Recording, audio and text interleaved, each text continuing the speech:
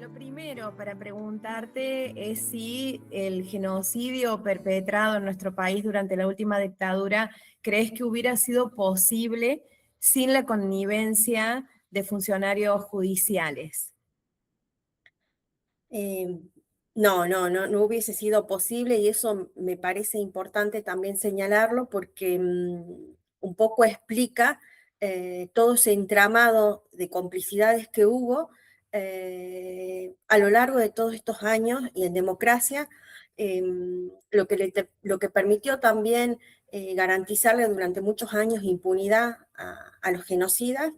eh, y bueno, creo que son todavía, si bien se avanzó, hubo distintos juicios en nuestro país que estableció la responsabilidad de los funcionarios judiciales respecto de la comisión de delitos de lesa humanidad. Eh, en Córdoba, por ejemplo, es un ejemplo de ello, hubo de otras provincias y actualmente se está juzgando o se están investigando esas responsabilidades. Eh, un poco, no sé si me permitís como para contextualizar un poco Sí, por también favor. tu pregunta.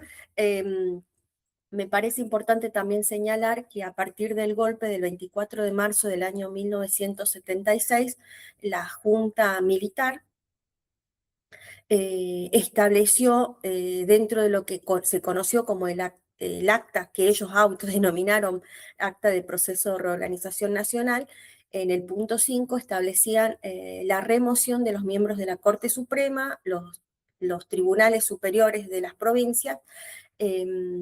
Una semana después de producirse el golpe, se dicta lo que también se denominó por la Junta Militar el Estatuto para la Reorganización Nacional, en el cual se establecía cómo se iba a distribuir eh, el gobierno entre las juntas militares. La Junta Militar estaba integrada por las tres fuerzas: el Ejército, la Fuerza Aérea y la Marina. A través de este estatuto también se estableció o se reemplazó, primero se cerró el Congreso de la Nación y se creó lo que se denominó la Comisión de Asesoramiento Legislativo, la cual también iba a estar integrada por 9 generales, 3 representando a cada fuerza. En relación al Poder Judicial, es importante señalar de que quedó a cargo de o por lo menos el Ministerio de Justicia quedó a cargo de la Fuerza Aérea. De esta manera vemos, y el Ejecutivo quedó a cargo del jefe del Ejército, Jorge Rafael Videla. De esta manera vemos cómo la Junta Militar se distribuyó los poderes del Estado, el Ejecutivo, Legislativo, Judicial, como así también las provincias y distintos ministerios y otras dependencias del Estado nacional. Me parecía importante un poco contextualizar para entender y sí ya empezar a anclar el rol que tuvo el Poder Judicial y la Junta Militar. Como te comentaba, dentro de esta distribución tripartita, ¿no? de todo lo que tiene que ver con las gobernaciones y el ministerio, quedó a cargo de la Fuerza Aérea el Ministerio de Justicia. Quien se quedó a cargo fue el brigadier Julio Arnaldo Gómez.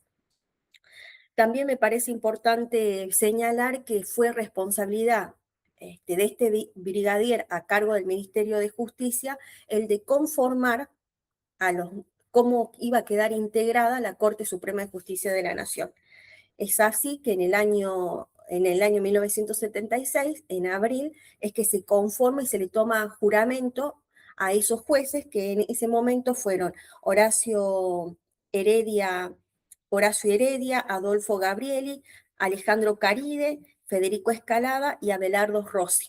Estos jueces que iban a integrar la nueva Corte Suprema juraron por los objetivos básicos fijados por la Junta Militar, por el Estatuto para el Proceso de Reorganización Nacional y también juraron por la Constitución Nacional. Me parece también importante señalar que de esta manera nuestra Corte Suprema tristemente actuó conforme y como lo venía realizando a lo largo de nuestra historia y particularmente respecto de los golpes de Estado que hubo en nuestro país a partir del año 1930 e incluido el año 1976.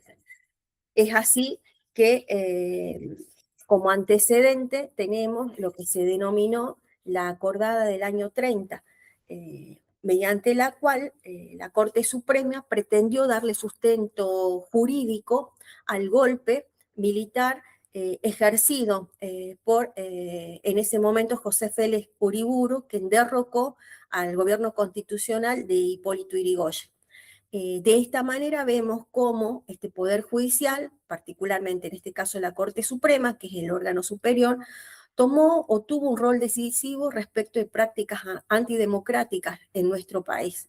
Así también podemos señalar los encubrimientos que hubo en nuestro país en momentos muy históricos, como fueron los fusilamientos en León Suárez, como fueron los fusilamientos en Trelew, y particularmente lo que sucedió, el encubrimiento que hubo respecto de los fusilamientos de los 31 militantes políticos que se encontraban alojados y que habían sido víctimas, entre otros delitos, de detenciones ilegales, y que se encontraban alojados en la unidad penitenciaria número 1, cuyos delitos, estos fusilamientos, ocurrieron entre los meses de abril y octubre del año 1976. Eso fue la causa en la que se investigó, se juzgó y se condenó a los responsables materiales y también a los funcionarios judiciales involucrados en estos delitos en la causa que se conoció como causa de los magistrados, la causa que se caratuló como causa Cornejo. Y bueno, si querés, bueno, no sé si querés que hacerme alguna pregunta o No, ahondamos en esa causa. claro, te iba a preguntar respecto de esta, que tuvo su resolución en 2017, precisamente en este contexto que perfectamente estás describiendo. ¿Cuál fue la relevancia y cuál es hoy la relevancia del fallo en ese juicio que también se conoce como el juicio de los magistrados? Sí, me parece también, ¿no? En este contexto señalar que las víctimas, los sobrevivientes, ¿no? Y también las víctimas durante el terrorismo de Estado, fueron denunciando las distintas detenciones ilegales, allanamientos ilegales, los tormentos, y después los sobrevivientes denunciaron los homicidios, ¿no? Dentro del contexto de delitos de lesa humanidad que se cometieron en el año 70.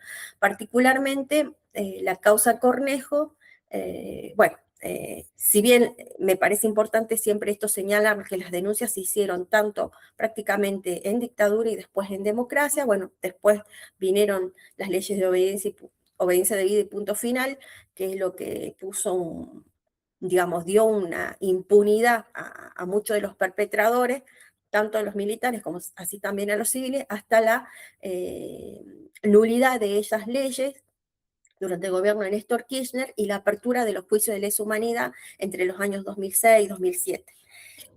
Patricia, perdón, hubo estas denuncias efectivamente durante la dictadura y también hubo abogados y abogadas que acompañaron a estas víctimas, ¿no?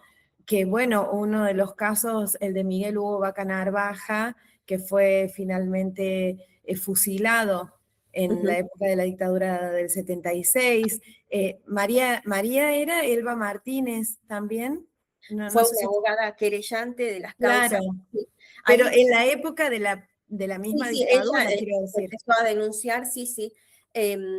Yo hacía esta pequeña contextualización, a veces medio largo, tal vez de explicarlo, porque a partir de esa apertura de los juicios de lesa humanidad con la nulidad de la ley de obediencia debida y punto final, me parece que fue entre el 2003, recién la Corte se expide, la Corte Suprema en el 2015, y los primeros juicios datan del 2006-2007. Dentro de ese contexto se encuentra la causa Alsina. En esa causa Alsina participaron varios querellantes, entre esos la doctora María Elba Martínez, el doctor Vaca Narvaja, el doctor Ceballos, el doctor Arroyo, quienes empezaron a impulsar en la causa Alsina, en donde solicitaron la ampliación del requerimiento de instrucción en el que se juzgara no solamente a los militares, ¿no? A los perpetradores, digamos, sino también la responsabilidad de los funcionarios judiciales. Y me parece importante también señalar, porque la causa tuvo un derrotero muy largo, al punto tal que en ese momento en el 2007, esa causa, la denuncia respecto, porque ya había varias víctimas sobrevivientes que denunciaban la participación y la connivencia de funcionarios judiciales, no obstante desmembraron la causa, es decir, la separaron.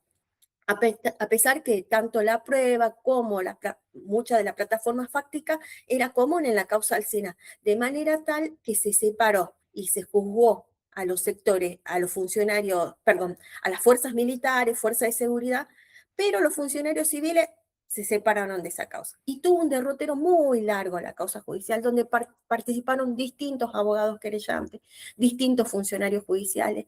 También se inhibió prácticamente todos los funcionarios judiciales de la Justicia Federal de Córdoba, al punto tal que la causa se tuvo que tramitar en la parte de instrucción de la causa en La Rioja, a cargo del juez Piedrabuena.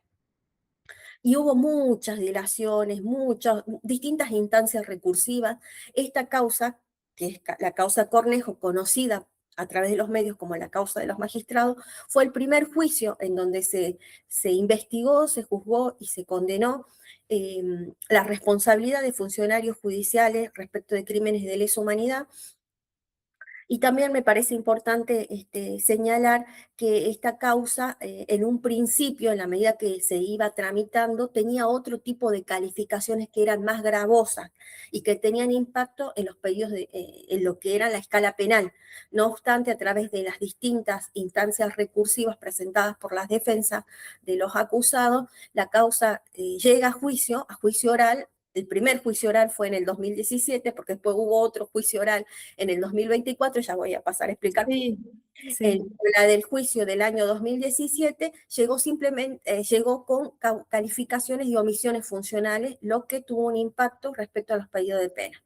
Es decir, que en un principio, mientras iba tramitando la causa, eran figuras calificadas como encubrimiento por detención, allanamiento ilegal, torturas, homicidios agravados, pero la causa, cuando llega al 2017, las calificaciones son omisiones funcionales, es decir, incumplimiento de la obligación de no denunciar delito ante autoridad competente era una de las figuras con la que llega.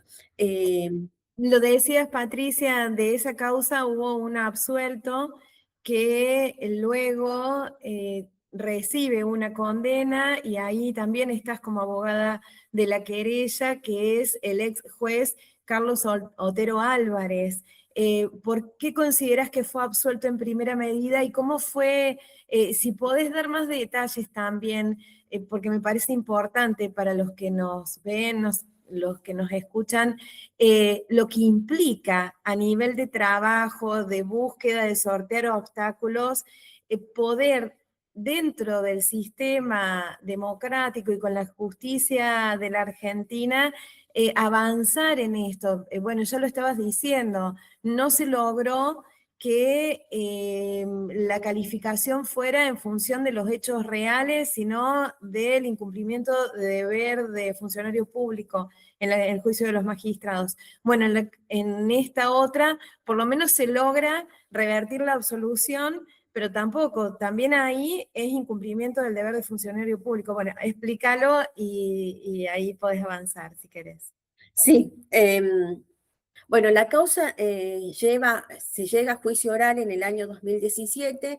En ese momento, también parte del equipo de los abogados que representábamos a las querellas en ese momento estaba conformada por la señora Pucheta, por su hermano, fusilado en el UP1, por Luis Miguel Baroneto, que se encontraba como víctima, y también en ese momento, en ese entonces su esposa, Marta Juana González de Baroneto, también víctima de los fusilamientos, y también en ese momento otro de las querellantes es Raquel Altamira, esposa de Hugo Vaca Narvaja, de Hugo Vaca Narvaja.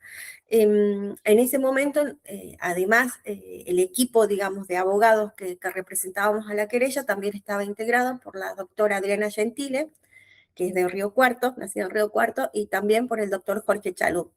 En ese primer juicio hubo condenas, pero las condenas fueron parciales, se lograron las condenas entonces, a la época de los hechos, ¿no? El en ese entonces fue juez federal por el Juzgado Federal número 2, Puga, un ex fiscal de apellido Cornejo, pero en esa resolución judicial se absolvió en ese momento, al momento de los hechos, el secretario penal Carlos Otero Álvarez. Por ese motivo nosotros interpusimos un recurso de casación, también lo hizo la Fiscalía a cargo de los doctores Carlos Bonelli y Facundo Trota.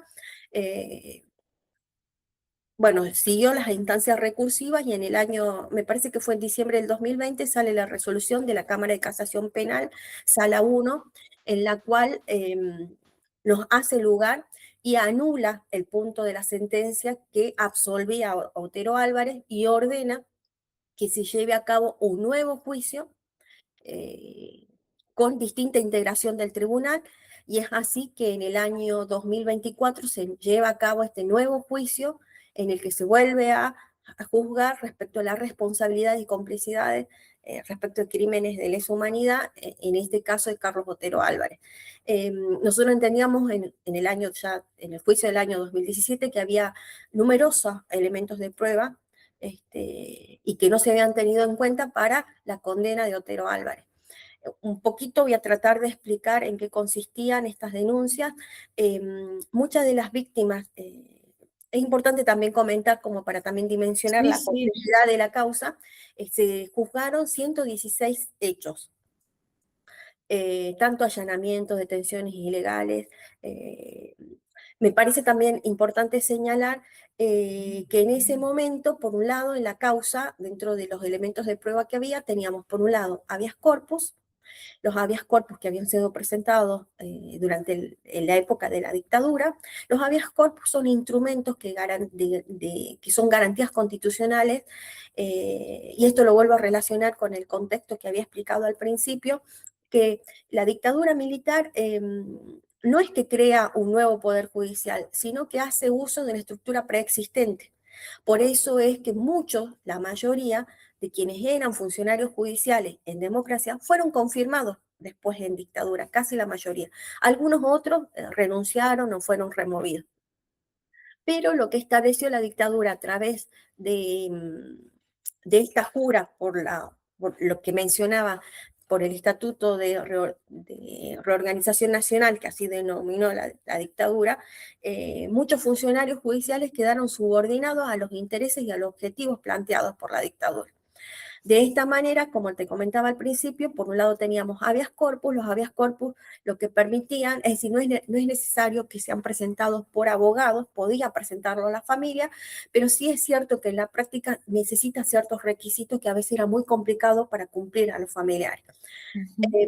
Estos habeas corpus lo que pretendían era que ante la desaparición forzada de las personas o ante amenazas también de detención, es que se presentan a los fines de pedir al Poder Judicial, en este caso al juez, que determine y que envíe los oficios correspondientes en los casos de desaparición forzada para ver dónde se podía encontrar o si se encontraba esa persona alojada en algún lugar de detención. Y sobre todo para que la justicia controle, haga el control de legalidad y sobre todo el respeto y las garantías constitucionales. Por otro lado, en esta causa, además de este elemento de prueba que eran los habeas corpus presentados por las víctimas y que en todos los casos hubo respuesta negativa, por otro lado teníamos las causas que se conocían en ese momento como infracción a la ley 20.840, que eran causas judiciales, la mayoría en su totalidad armadas, pero que prolongaban la detención de las víctimas durante mucho tiempo, en algunos casos durante muchos años y en algunos casos hasta prácticamente finalizar la dictadura. ¿Qué es lo que pasaba? Muchas de las víctimas que habían sido víctimas de allanamientos ilegales y de detenciones ilegales eran trasladadas al Departamento de Informaciones de la Policía de la Provincia de Córdoba, conocido como la D2, ¿no? Que funciona en el pasaje Santa Catalina, al frente de la catedral, y esas personas en esas condiciones y después los juicios de lesa humanidad pudieron determinar muchos miembros de la patota de la D2, que después fueron tristemente conocidos sus nombres, bajo tormentos, bajo torturas, le hacían firmar declaraciones que formaban parte de los sumarios policiales que después eran elevados a la justicia federal y conformaban uno de los elementos de prueba sobre los cuales se seguían armando o se seguían manteniendo estas causas judiciales. Las víctimas, al llegar a la justicia, estos sumarios policiales, muchas víctimas, muchos militantes políticos que estaban imputados en estas causas por las infracciones que te mencionaba la infracción a la ley 20.840, en el momento de la indagatoria, en presencia de los acusados, de estos funcionarios judiciales, eh, mencionaban y describían los tormentos, las torturas, los allanamientos ilegales, las detenciones ilegales de las que habían sido víctimas. Y en la causa se encuentra ahí la rúbrica, la firma de estos funcionarios judiciales. Hago un paréntesis, algunos otros funcionarios judiciales que habían estado acusados en esta causa no llegaron a ser juzgados porque fueron apartados por incapacidad sobreviniente, enfermedad o por fallecimiento. Eso también me parecía importante mencionar. Entonces, a partir de las indagatorias, las víctimas, estos militantes políticos que se encontraban alojados en la unidad penitenciaria número 1, denunciaban estos tormentos. Y no obstante, y estos funcionarios judiciales tenían conocimiento de primera mano. Es más, vuelvo a insistir, dentro de eso conta como prueba documental las indagatorias. Y sin embargo, a pesar de tener conocimiento de estos graves delitos, no investigaron. Y sin embargo, las causas por infracción a la ley 20.840 seguían su curso. Dentro de los elementos probatorios declararon distintos abogados que fueron en ese momento abogados de las víctimas, entre ellos recuerdo al actual miembro de la Corte Suprema, el doctor Angulo. También declararon otros abogados, un doctor García, un doctor Moreno, en el que, bueno, confirmaban, y bueno, en el juicio declararon de que por un lado no tenían respuesta en habeas corpus y sin embargo en estas causas seguían su curso a pesar de que había ostensiblemente nulidades, ¿no? Porque no podía ser válida una declaración que había sido tomada bajo tortura. No. Patricia, a pesar de esta semejante carga probatoria, estos exfuncionarios judiciales terminan siendo condenados por su incumplimiento con en los deberes de funcionario público, pero no en su complicidad con las violaciones flagrantes a los derechos humanos, las vejaciones de las que eran víctimas los detenidos desaparecidos. ¿Qué lectura haces de eso? En realidad, sí, digamos, la naturaleza, digamos, la naturaleza de estos delitos, incluidas las omisiones funcionales, son delitos de lesa humanidad. Por eso es que nosotros pudimos llevar a cabo el juicio. Pero, claro, al ser omisiones funcionales, impactaba respecto a los pedidos de pena, porque las condenas fueron de 3 años. Nosotros en su momento pedimos por Otero Álvarez 7 años. Actualmente sigue, bueno, después se lleva a cabo el juicio del 2024, en donde lo condenan por 3 años. Y actualmente nosotros estamos todavía, también interpusimos un recurso de casación respecto al tema del pedido o el monto de la pena, porque entendemos que por la naturaleza de los delitos cometidos y por ser el contexto y por ser delitos de lesa humanidad, correspondería o hubiese correspondido otra escala penal. Eso sí, en la actualidad está en la Cámara de Casación Penal, si mal no recuerdo creo que es sala 2, estamos esperando la resolución de la Cámara. No obstante, bueno, tiene que ver con lo que decíamos con lo difícil que ha sido poder avanzar respecto de los sectores civiles, ¿no? Pasaron muchos años, por eso cuando comentaba de que esto, cuando se tramita la causa al SINA, ¿por qué se separa? Porque también esto de descontextualizar, no pudimos tener en el mismo juicio tanto a las fuerzas militares o fuerzas de seguridad acusados por delito de lesa humanidad, juntos sentados al lado, ¿no? En el banquillo de los acusados junto con los funcionarios judiciales. Esto que también comentaba, de que prácticamente se inhibieron todos los miembros funcionarios judiciales de la justicia federal porque las inhibiciones, lo que muchos te decían que lo conocían o porque tenían parentesco. Entonces, eso también tiene que ver con el entramado y lo difícil que fue llegar a este juicio. Por eso me parecía muy importante rescatar la figura de las querellas, de la Comisión UP1, también el acompañamiento de los organismos, en el caso de abuelas, entre otros, porque ha sido una causa muy difícil, digamos, muy difícil. También el tema del transcurso del tiempo, una de las querellantes, Raquel Altamira, pudo participar del juicio del año 2017 y sin embargo ya después en el año 2024 había fallecido.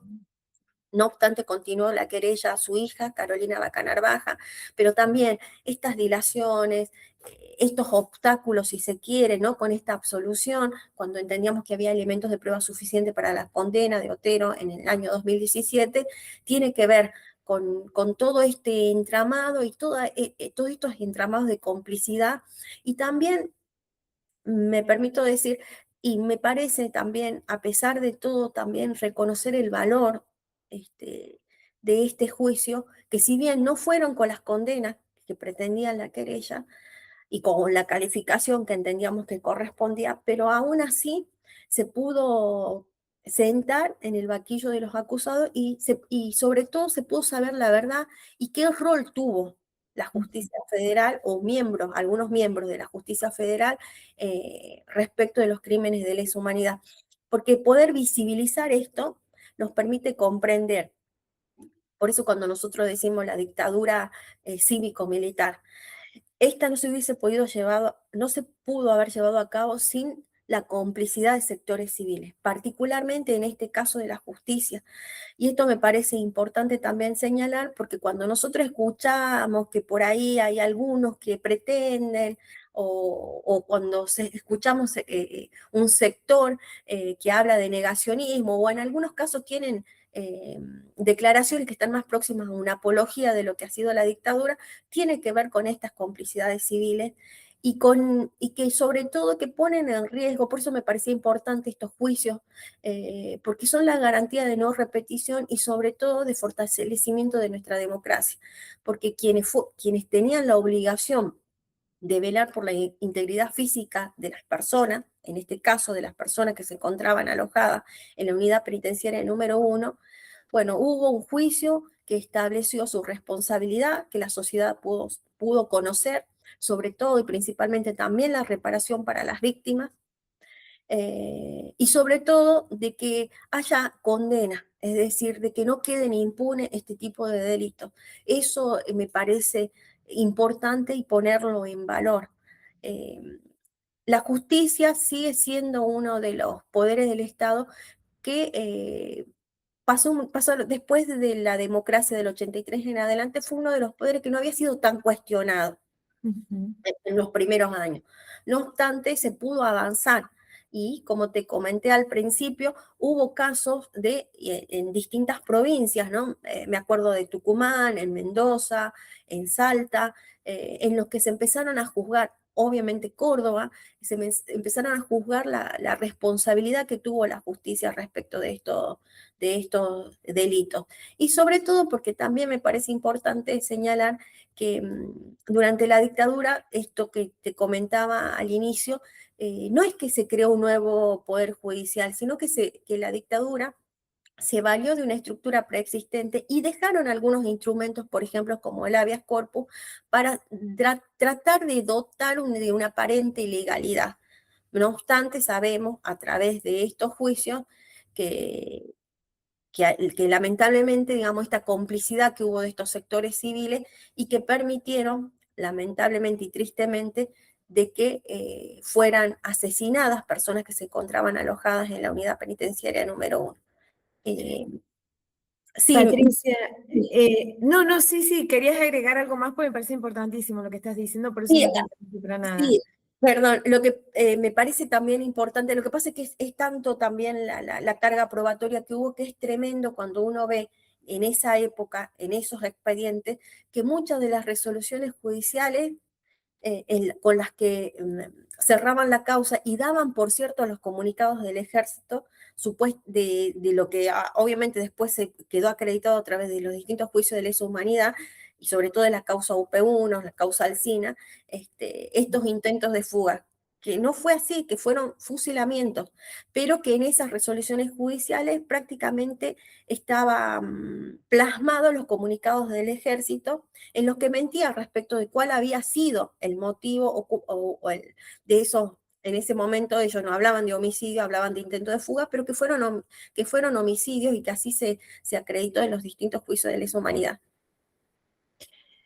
Patricia, se nos acaba el tiempo, pero yo quiero aprovechar antes de terminar esta charla para hablar de este logro que se ha tenido justo. Ya estamos, mañana es el día en que se cumplen los 50 años del golpe cívico-militar del 76 y se ha logrado identificar a 12 personas ex desaparecidos, porque hoy ya no, por suerte, ya no se puede hablar de desaparecidos en esos casos y se lleva también una especie de alivio a las familias que hace tantos años que están buscando respuesta. En ese marco, este logro tiene que ver con años de investigación y con una causa en la que también sos parte y que es la de los enterramientos clandestinos. Lo que quieras compartir con nosotros respecto de esto, porque me imagino que es como que este tipo de logros, si bien falta muchísimo, da un poco de sentido o mucho sentido a todo ese trabajo de tanto tiempo y también abre la puerta a la esperanza de seguir encontrando respuestas para poder acercárselas a las familias, ¿no? Sí, si bien la causa data, las primeras denuncias del año 1998, la causa tuvo distintos momentos, ¿no? No obstante, se habían realizado trabajos de excavación, me parece que alrededor de entre 8 y 10 trabajos de excavación en lo que es el predio de La Perla, pero no había habido resultados. El año pasado, un colectivo de familiares conforma, se presenta como querellante. Posteriormente, en mi caso, yo formo parte del área jurídica, coordino el área jurídica de Abuelas de Plaza de Mayo. Nosotros como organismo también decidimos presentarnos. Y también represento a las familias de Sonia Torres, nuestra querida abuela y referente histórica de la filial Córdoba, como así también a una nieta restituida, Astrid Patiño, cuyos padres conforme a la mega causa de La Perla, también fueron víctimas de desaparición forzada.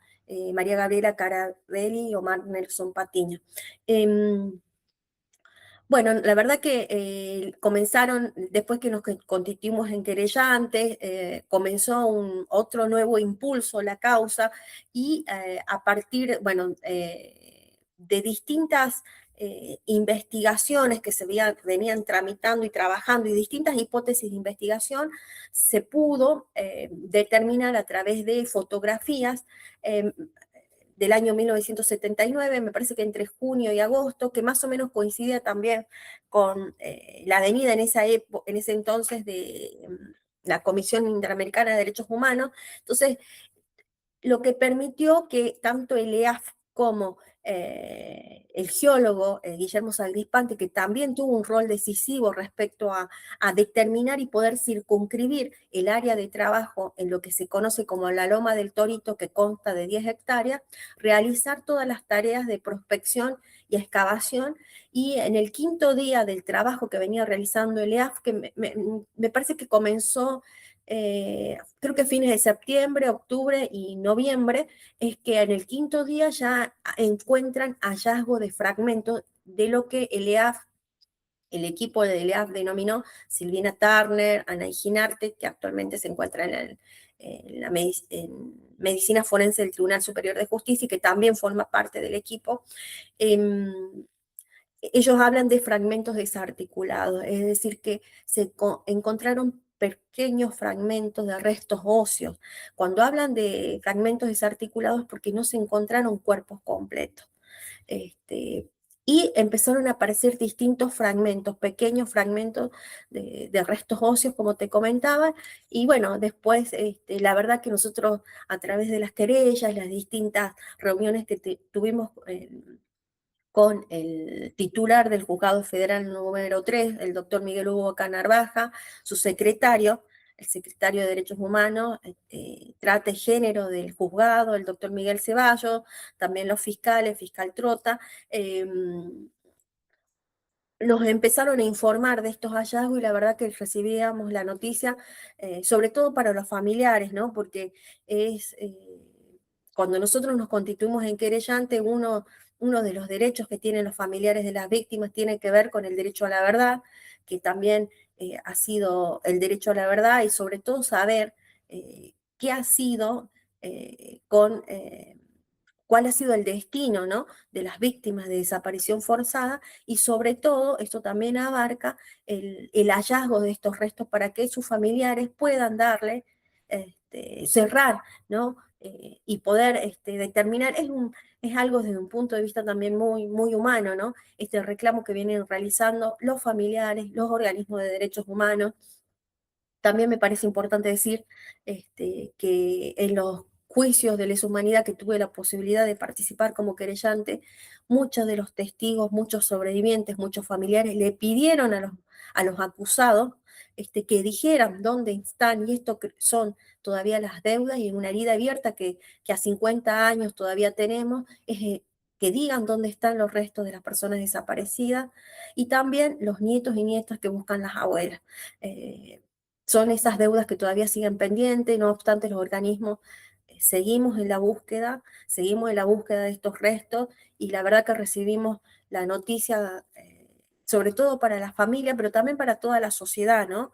Y se vuelve, esos restos vuelven a gritar, ¿no? En momentos de negacionismo, en momentos donde pretenden cuestionar, digamos, todos los procesos judiciales que hubo en nuestro país, vienen una vez más a decir y a hacer también, ¿no?, la evidencia latente de que estos hechos horrendos, digamos, sucedieron. Y bueno, me parece que, bueno, es justo esta identificación de estas 12 personas se produce a días, ¿no?, de conmemorarse los 50 años de lo que fue el golpe cívico-militar en nuestro país y cuyas consecuencias las seguimos padeciendo.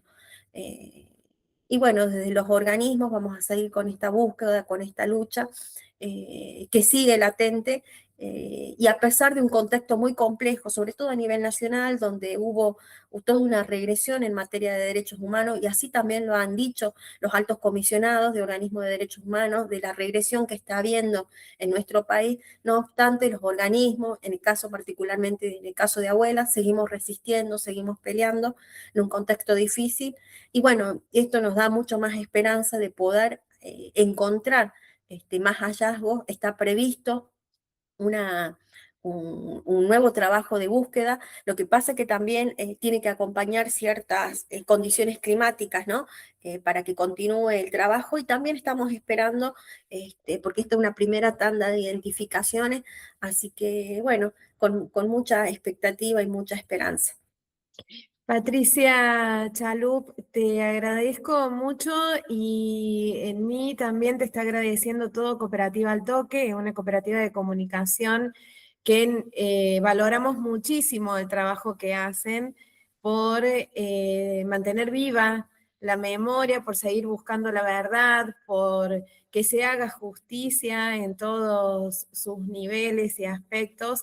Así que agradecerte esta charla y también expresarte la solidaridad de nuestro espacio y el acompañamiento permanente para poner claro sobre oscuro en todo esto y en este momento tan particular, ¿no?, que lo decías, donde el negacionismo que parecía ser un hecho, tener como situaciones aisladas, termina siendo en este momento algo sostenido de manera increíble por los distintos poderes, por algunos representantes de los distintos poderes del Estado. Así que muchísimas gracias, Patricia, de verdad. No, yo quiero agradecerles a ustedes que me permiten también comentar y visibilizar sobre todo el trabajo que se viene realizando, y estoy a disposición cuando ustedes así lo requieran. Abrazo grande, gracias. Gracias.